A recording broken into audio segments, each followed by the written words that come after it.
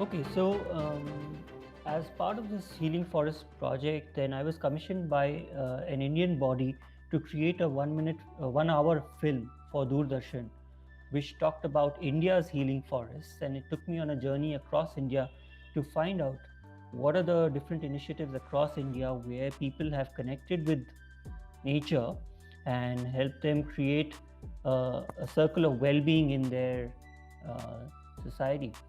And I found some really interesting films, stories. I found some really interesting people who were doing great work on the field, both in the cities, in the villages, in the outskirts of cities, as well as deep in the forests.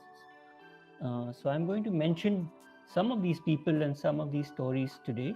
But if you want the full story, you can just watch the film India's Healing Forests on YouTube. It's a 52-minute documentary and it's available for free on YouTube. What I found was, let's start from up north in Gurgaon. In Gurgaon, there was an abandoned mine which was lying vacant and it had been totally taken over by Kikar, which is a very invasive species and it totally cuts away all other plants. And there is very little bird life or insect life that can thrive in the jungles of Kikar. So this mine was lying vacant and it was taken over by Kikar, but a small group, a small NGO brought people together, and with the help of citizens and corporates of Gurgaon, they have turned it into a beautiful city forest. It's a place where people can come connect with nature, and it is right in the heart of the city. And it has now got more than 160 species of birds which have come. There are many butterflies that come, and mammals have started coming back. In fact, there are jackals, nilgai, porcupine, mongoose, and lots of other flora and fauna.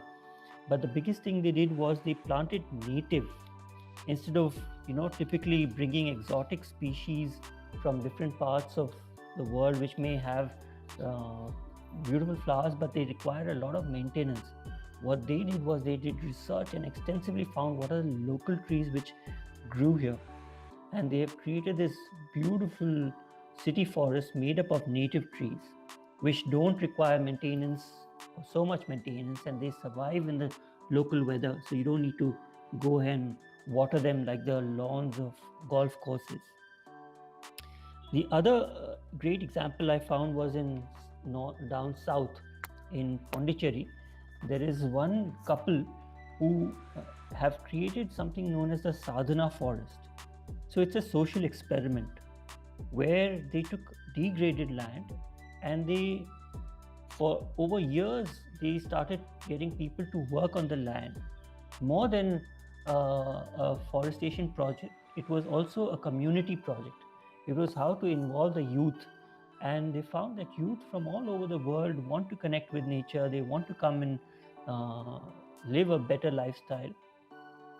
And over the many years, through the volunteer projects, they were able to not just create a community of like minded people, but also grow a beautiful forest, which then helped to recharge the water tables of that area.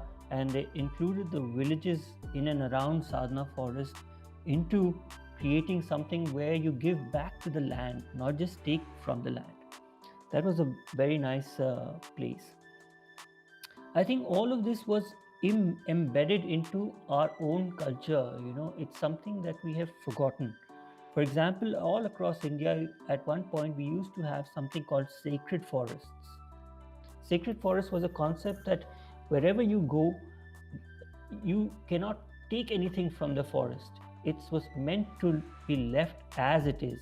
You couldn't even take a single leaf out of the forest. And what that did was that it led to a lot of biodiversity in the forest remaining. A lot of old trees and a lot of different species of trees which were left untouched so they could survive and thrive, and uh, they could send their seeds out into the world. And one of the most beautiful sacred forests I found was in Meghalaya, where uh, that sacred forest is integral to the survival of the village. Even now, people go to the sacred forest, but you are not allowed to take anything out of the sacred forest. And then the minute you step in, you feel such a sense of calm and such a sense of peace just by being in those old growth trees with gentle streams flowing through moss covered rocks. It's a great healing experience to visit that.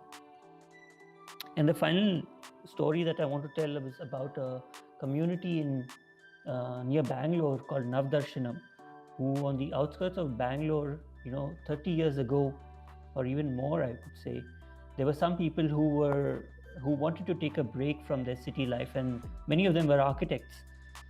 They were totally tired of the urban living, and they wanted to lead a more spiritual life. So they set up this community, and they bought a lot of land, more than 300 acres, way out on the outskirts, and they just fenced it and left it.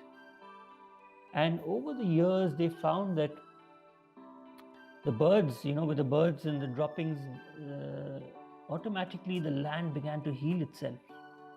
And automatically trees began to spring, and the grass came, and then the trees came, and then the animals started coming, and the birds started coming. So it was a way in which nature was regenerating over a course of time. And you could see that how there is an inner quality of nature to spring back if left untouched. We always feel that humans are in control, but if you study nature, you feel that we are a small part of a bigger cycle. And it's these stories and these people which remind us that there is more to life than our urban rush and our urban running to achieve something. So I think there are many such stories which are all across India, and there are many people doing great work to understand how landscapes can help in our own well-being, right? So I want to talk about how films connect with nature and how they help to connect people with nature. What we are seeing in today's day and age is that it's an age of screens. In fact, screens are the new cigarettes. We are all addicted to screens. And what that is doing to a lot of the minds, especially in children, is their attention span is reducing drastically. And they also found that, because children are looking at so much screens, that they've stopped looking at human faces, which means that their ability to understand human emotions is reducing. And how that is affecting them is that relationships are not as deep or as thick as they used to be when in our age when we were young. So these are some of the repercussions which screens are having on our minds. So how can we use these screens and these devices of distraction into something that we can help people meditate or be more mindful of them? And a lot of tests were done on what kind of visuals, and especially visuals of nature, how they have a calming effect of the mind. And one thing that was found was that, because there is something in nature known as fractals, and fractals are these self-repeating patterns.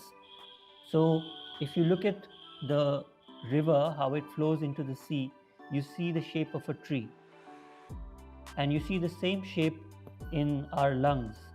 And if you look at the retina of our eye, the nerves that go from our eye into the brain, they also have the same shape, which means it's a self-repeating pattern. It looks complex, but it is a very simple pattern which is repeating in itself. And that is why the brain requires less processing power to decode that particular pattern, because it is just a simple pattern which is repeating.